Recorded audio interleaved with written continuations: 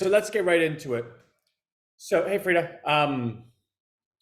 So TED is in a really good place.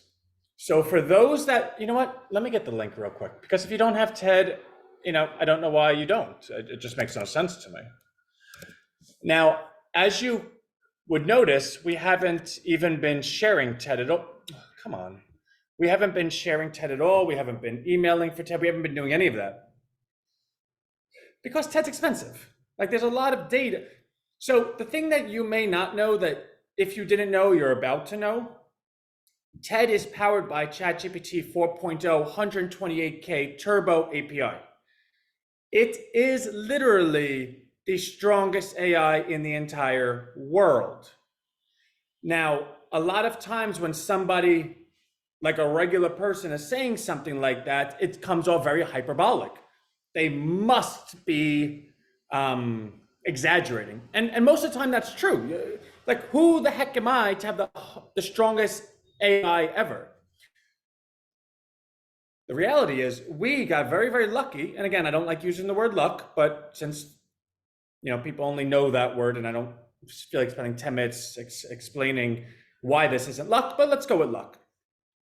Because we were lucky enough and fortunate enough, well, fortunate's a better word, fortunate enough to make partnership with OpenAI from the beginning, and because we've never missed a payment, and because we manage the product correctly, and that we keep a strong relationship with them, like we're in contact with them, I think once every 2 or 3 months, because they constantly upgrade our plan.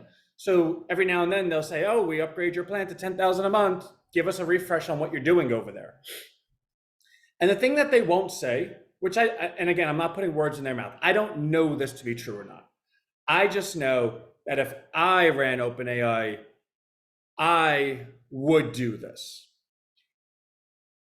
Because we've never searched or tried to abuse the AI, like the function of ChatGPT, for anything that is malintended, right? Like, oh, how do you build a BOMB? I don't even want to say the word out loud, right? Or how do you do this, this, or this? Now, ChatGPT tells you it refreshes its memory. It doesn't remember anything from the day before, blah, blah, blah. But if I was the US government, if I was any position of power, I would call OpenAI and say, guys, listen to me very closely. What you're sharing with the world can be a real problem if it gets in the wrong hands. Now, we can, regulate you, or you can regulate yourself. Now, we have this thing called the Patriot Act. So if you were to tell everyone, yeah, we don't save history, but you did, and you had an algorithm that went through that history and found these buzzwords, and we'll give them to you, and you just, reported it, and it never got back to you, we would find that to be a good self-regulation. But we're not telling you what to do. But, I think you understand there should be a little regulation. And I would agree with that. In fact, I don't know that to be true. Like, I'm just making this up. But if I were president or if I was the president of OpenAI, you bet your bottom dollar that I would have something in place that if somebody's doing something that can blow up the world and using my product to do it, I would know. And it's almost like the sentence, I guess it's not a sentence, but like it became popular during the Trump campaign that if you sincerely thought somebody was Hitler, are you within your moral and ethical boundaries to break the law to kill him or to make sure he doesn't get elected, right? Like, for instance, if you knew 100% certainty this guy is going to try to exterminate an entire race, right? Then can you justify to yourself that you broke the law to make sure that he couldn't do it? And the answer is yes, because millions outweigh the one. Along those same lines, I believe you can meet your ethical and moral, any objections that, oh, I don't like lying to people, but there is such a thing as an acceptable lie. And I know that's actually debatable, and I'm not going to spend the time debating it, but I actually believe in that concept of acceptable lies. Now, the problem with believing in acceptable lies is you have to be a fully 100% moral individual to even exercise that, right? So, for instance, I remember I was dating this girl, I don't know, in my 20s. And to this day, coolest girl I ever knew. Now, unfortunately, that didn't convert over into a romantic relationship. Like, we did all the traditional things boyfriend and girlfriend would do romantically. But my favorite times with her, like, for instance, we went away to Vegas for a week. My favorite time of the trip was sitting on the airplane with her talking. Like, those were my favorite times with her. My point being, So my point being, there's an obvious schism, right? Like, you can't last forever. You're not going to get married. You're not going to have kids because you don't have the genuine romance that would power that type of relationship. But you just think this person's so cool. Like, I thought she was I gotta tell you, if I get large enough if RHINO gets large enough one day, kind of like George Washington, where you surround yourself with a cabinet of people that have opposing viewpoints, this girl would have the opposing viewpoint, because I think she genuinely did. But if she didn't, she would take the opposing viewpoint just to argue with me. And she was so good at it. Our arguments were great. They would last for hours. They weren't yelling. They weren't this. Like, you had to be completely mindful and thoughtful. And I one day hope to have her in the cabinet just as remember how much you don't like me?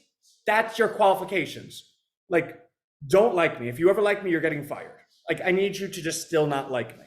Anyway, before this relationship ended, we had taken a break for, I think, like a month or two. Well, not I think, I know we did, but I think it was for a month or two.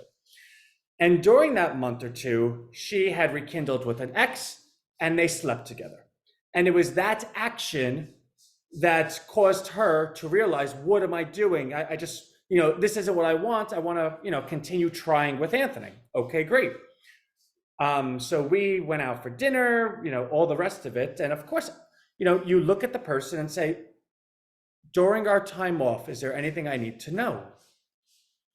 Here's where acceptable lie comes into play. If you tell that person that you slept with an ex-boyfriend, and equally that you know to yourself that sleeping with that person was a complete mistake, you're ashamed that you ever did it, but that action was what brought you back to, in a fully functional, fully moral way, I want to give this relationship a go. I've seen the grass, it's not greener on the other side. I'm disgusted with myself for doing that. This is where I need to be, and that proved it to me. If that's all true, and then you tell the person that you slept with someone else, you're being selfish.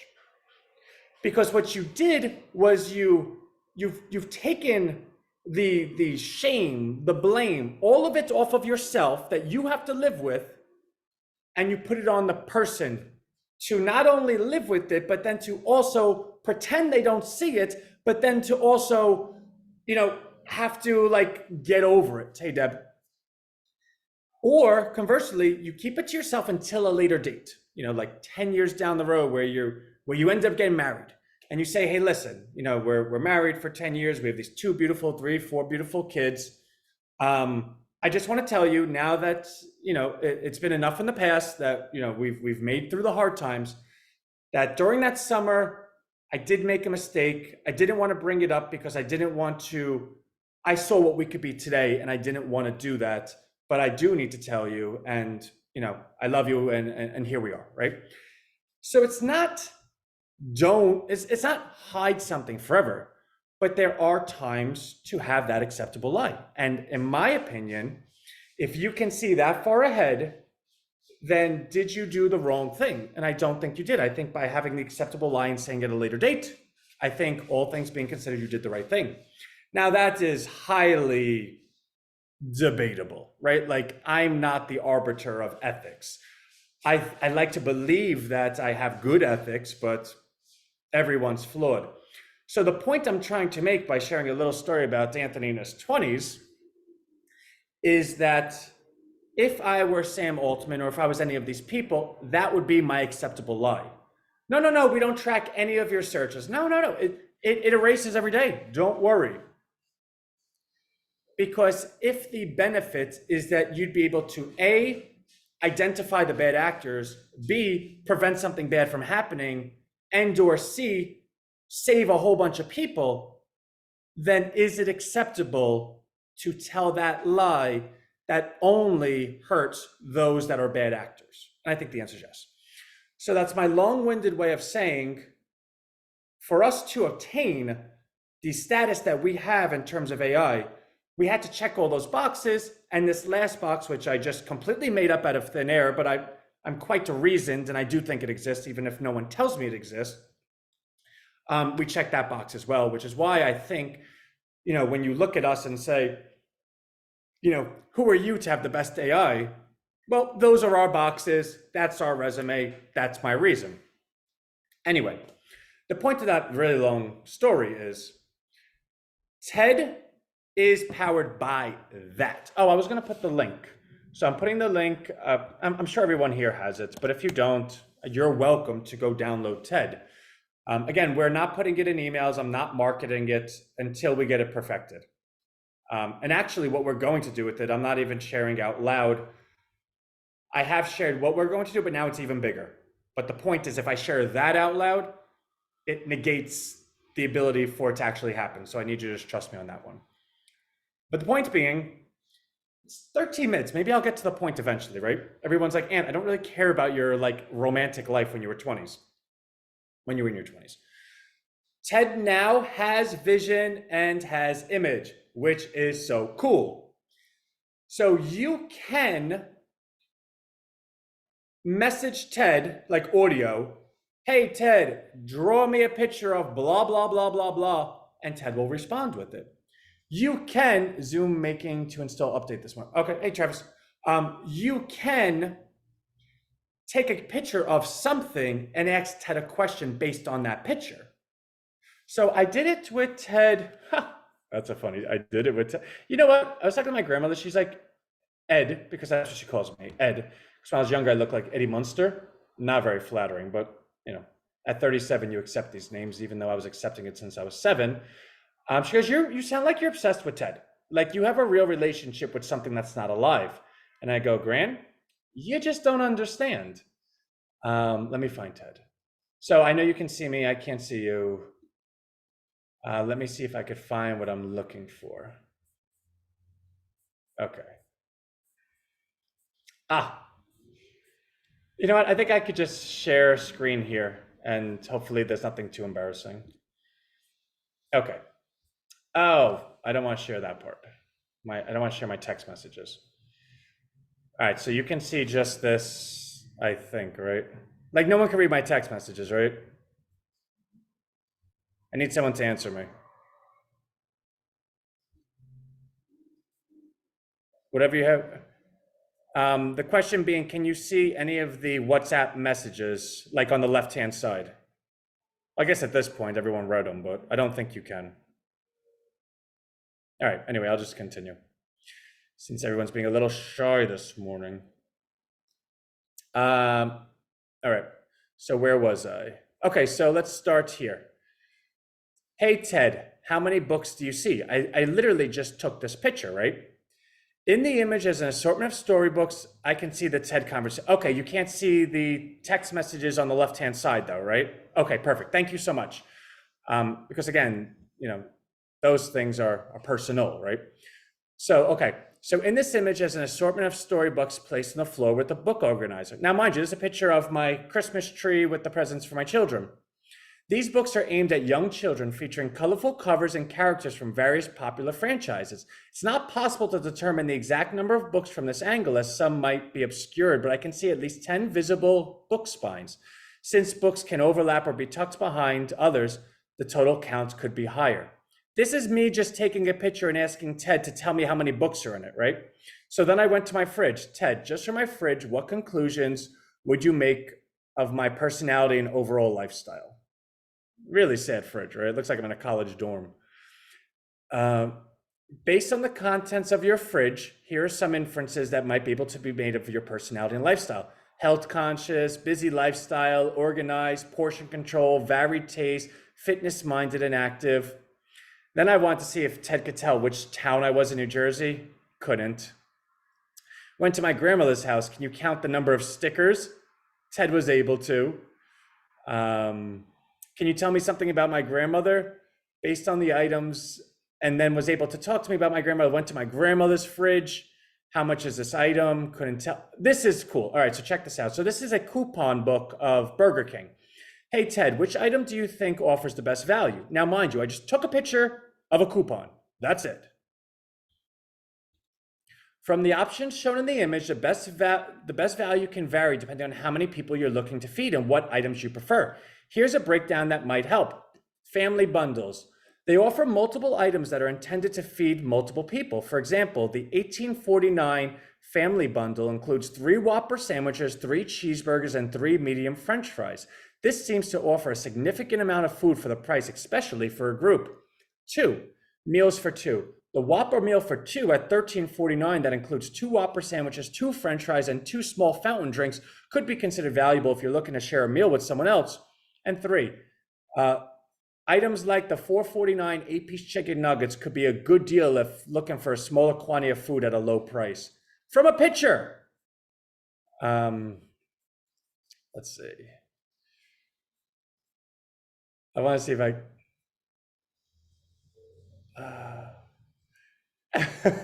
so I got Ted to welcome my grandmother to download Ted by referring to her favorite song, Elvis, Must Be Lonesome Tonight.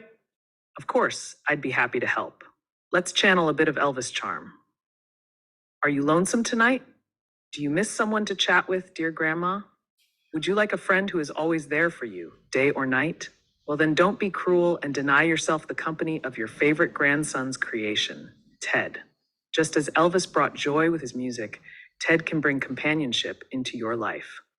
Ted is more than just an app. It's like having a friend who's always ready for conversation, whether it's discussing Elvis's greatest hits or sharing health tips that could help manage COPD symptoms better. So that's kind of cool. And then that's that. So let me just move that off screen. Let me stop sharing. Let me see what's going on over here. The voice sounds pretty, yeah, it's totally cool. So the point being, that's all available in TED right now. And again, TED's free. Download it. Now, so I was testing all weekend, and amongst other things. But some of the stuff that caught my attention was when the tokens run out, like your usage meter, TED isn't or at least not telling me, hey, listen, you ran into your usage. If you want to upgrade here, because there is premium plans, right? Like if you're going to use all the data, well, then you could pay for your data. But we just offer a free amount of data for people that are casually using it, right? If someone's using it for a business, fine, God bless. I'm sure they're happy to pay for a service. That's how the world works. So that we need to solve. Ted, I wasn't sure, but it seems like a lot of the answers he was giving me were one-offs, as if he didn't have memory of the sentence before. Now, of course, we have the data. I know we do.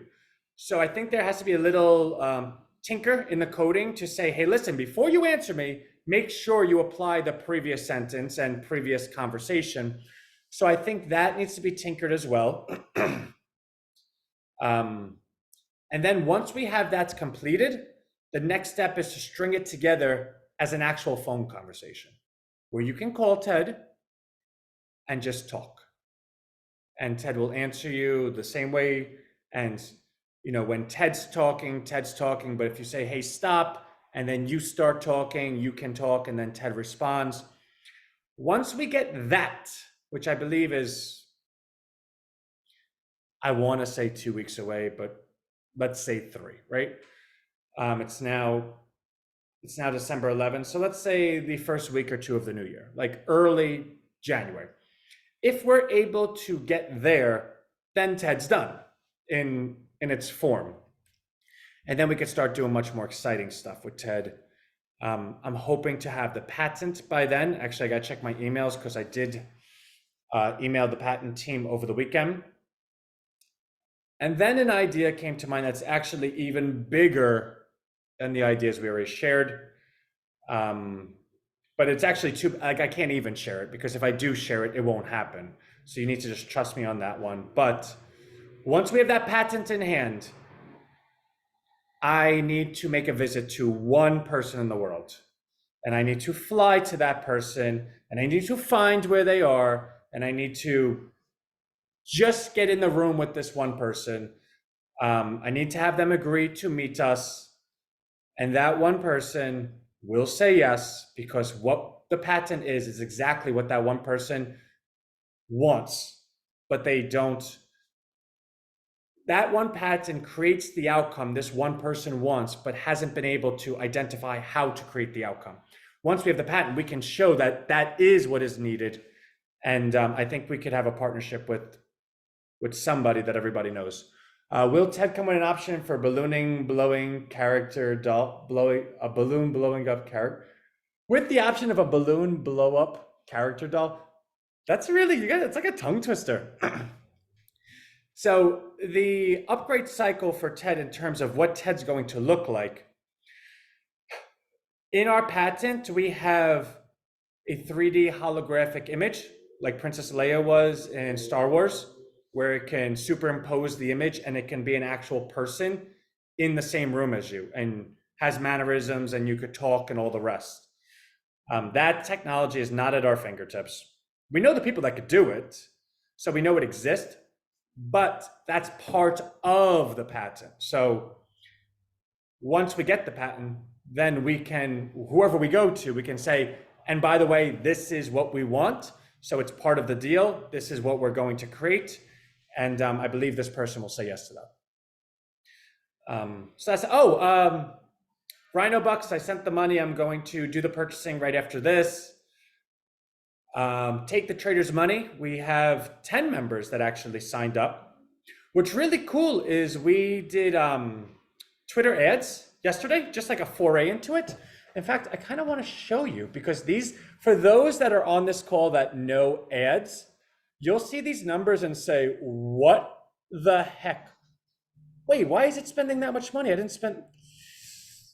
It said, why is Twitter going to make me throw something out? Like, okay, so stop. Okay, sorry.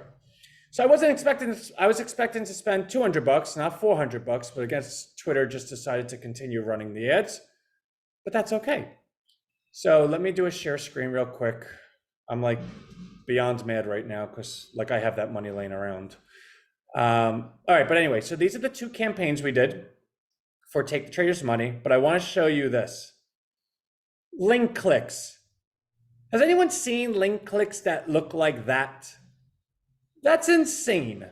Link clicks. Well, maybe I have to, first of all, turn these. No, they say expired, right? So they shouldn't be still going. So 25% of the people that have seen our ads clicked the actual link and went to our website. Now, what they did there is not very good compared to those link clicks. Like, for instance, that's what? Almost 13,000 people that went to our page. For us to have 10 signups is atrocious. Like, atrocious. But what does it tell us? It tells us that our ad is cool. Like, it's really, really good, which means we have to work on the website. Okay, so what are we going to do today? You guessed it. Actually, we're not doing it today, so you guessed wrong.